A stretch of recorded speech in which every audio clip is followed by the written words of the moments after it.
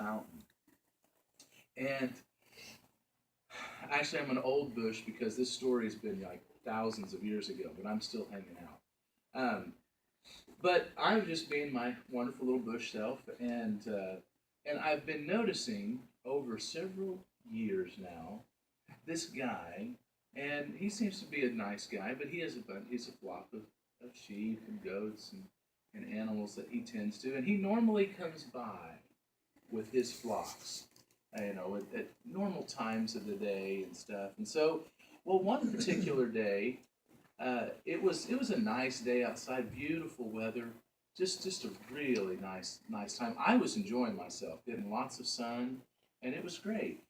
But this day was really the most awkward and weirdest day of my bush life because something happened to me that was just really, I don't even know how to explain it.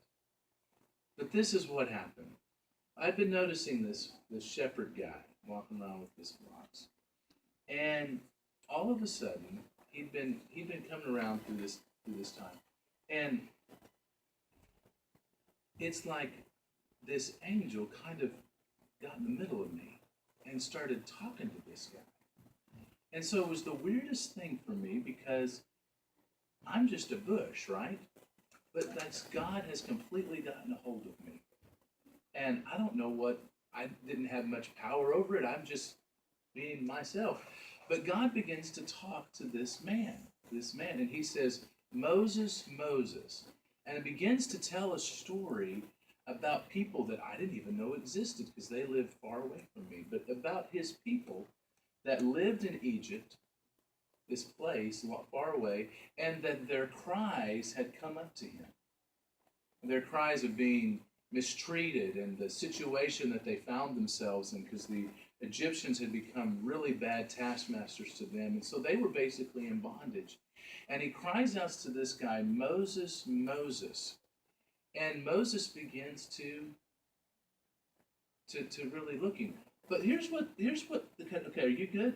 You got the story so far? So now let me tell you the freaky thing that was going on. So this angel got in the middle of me, right? But he like set me on fire. Okay? But I didn't burn. Okay? So have you ever been on fire and not burn? Well, with a bush, that doesn't normally happen. Because normally when we catch on fire, we burn.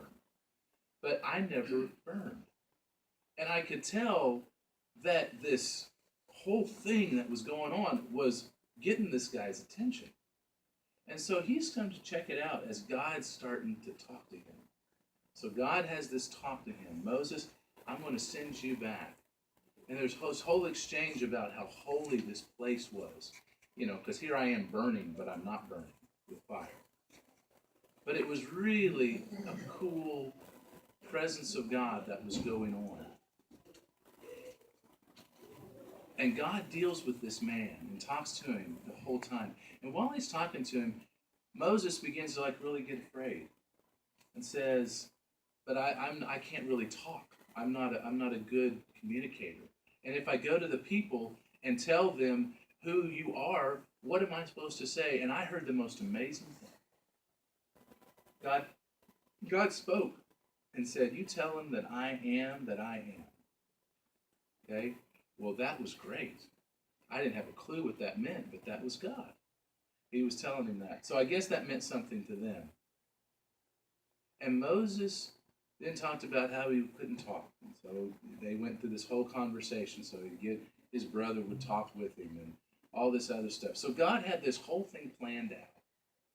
And it was this unique experience where I felt God really come and move through me, if you will, consume me with fire, and spoke from the very place that I was.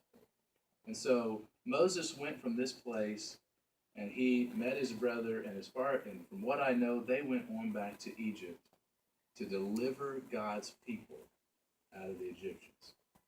Okay. So I didn't cover half of what's going to be said because I want to go back through it a different way. But have you ever thought of the story through the burning bush? Okay? Very unique perspective, right? Very unique. You going to say something? Yeah, I mean, one comment